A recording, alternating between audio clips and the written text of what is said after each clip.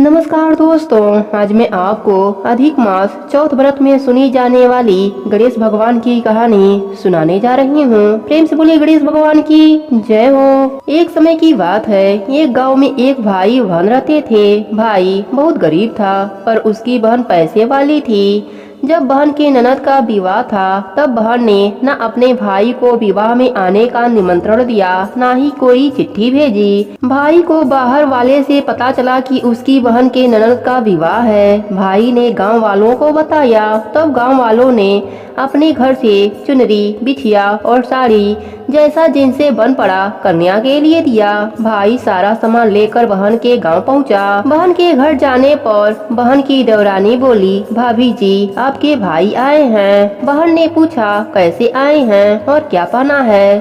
देवरानी ने कहा, पैदल आए हैं, फटी पगड़ी फटी धोती पहने हैं। बहन बोली, मेरे ससुर हवेली के सामने दुकान में बैठे हैं, मुझे शर्म आती है। भाई को बोलो पीछे के दरवाजे से आए। भाई के आते ही बहन ने भाई को एक कमरे में बंद कर बाहर से ताला लगा दिया। एक तरफ लड़की का विवाह हो रहा था, गाजे बाजे बज रहे थे, अतिथियों को भोजन कराया जा रहा था और दूसरी तरफ भाई को पानी तक पूछने वाला नहीं था। भांजे की बहू को दया आई और उसने दरवाजा खोल दिया। दरवाजा खुलते ही भाई वहां से भागा। 2 दिनों से भूख प्यास के कारण उसे चक्कर आने लगे। रास्ते में गणेश भगवान का मंदिर था, वहां जाकर गिर गया। रोते रोते गणेश भगवान को अपनी व्यथा सुनाई और बोला, आज मेरी गरीबी के कारण से मेरी सगी बहन ने मुझे धिक्कार दिया। घर जाने पर मेरी पत्नी जब पूछेगी कि विवाह से क्या मिठाई लेकर आए हैं तो मैं क्या जवाब दूंगा। गणेश भगवान को उस पर दया आ गई और वह बोले, मेरे बगीचे से ककड़ी और तरबूज तोड़कर ले जा। भाई ने ककड़ी तोड़कर झोला भर लिया और अपने घर गया। घर जाते ही बच्चों ने पूछा, पिताजी बुआ के यहाँ से हम लोगों के लिए क्या लाए हैं? झोला खोलते ही छोटे तरबूज सोने के गेंद में बदल गए। बाकी की तरबूजे काटे तो उनमें से हीरे मोती निकले। पत्नी बोली, आप बहन के घर से इतना कुछ क्यों लाए हैं? आपकी बहन ने हम लोगों को बहुत ज्यादा दे दिया है। भाई ने कुछ जवाब नहीं दिया। गणेश भगवान की कृपा से उनके दिन बदल गए। भाई का काम धंधा जोरों से चलने लगा। धीरे धीरे गहने बने, रहने के लिए मकान बन गए। पत्नी बोली, ननद जी को बुला कर लाओ।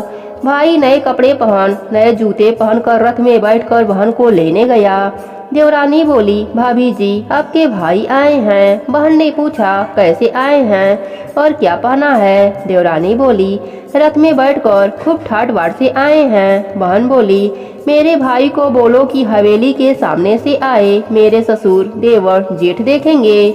भाई का बहन ने खूब स्वागत किया। भाई बोला, मैं तुम्हें लेने आया हूँ। बहन बोली, मुझे भी बहुत दिन हो गए हैं, चलो मैं चलती हूँ। भाई बहन को लेकर अपने घर आया। भाई और उसकी पत्नी ने बहन का खूब आदर सत्कार किया। जो चीजें मांगी सब बनवा कर दिया। बहन बोली, भाई मुझे जूते चाहिए। भाई ने मोची को बुलाया और कहा, मेरी बहन के लिए ऐसी जूती बनाओ जो मुँह से बोले।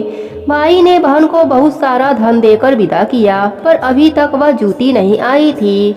बहन रवाना होने लगी तब मोची जूतियाँ लेकर आया। बहन के जूती पहनते ही जूतियाँ बोली, निर्धन भाई की पैसे वाली बहन, गणेश जी का बगीचा नहीं होता तो आज क्या करती बहन? तब भाई की पत्नी ने पूछा, यह कहाँ से आवाज आ रही है? भाई ने कहा, सुबह का समय है, कोई जीव जंतु बोल रहा होगा। भाई ने घोड़े गाड़ी को जल्दी जाने को कहा। बहन के जाते ही पत्नी जिद करके बैठ गई कि जूतियाँ क्या बोल रही थीं। पति ने अपनी पूरी आप बीती सुनाई कि कैसे बहन ने मुझे 2 दिन भूखा रखा, कमरे में बंद कर दिया। भांजे की बहू ने दरवाजा खोला तब मैं बाहर आया और गणेश भगवान के शरण में जा पहुंचा। गणेश भगवान की कृपा से हमारे दिन बदले हैं। उसने अपने पत्नी को सारी बात बताई। तब पत्नी बोली, अगर मुझे पहले मालूम होता तो मैं आपकी बहन को कुछ ना देती, मेरा दिया हुआ सब कुछ वापस लेकर आओ।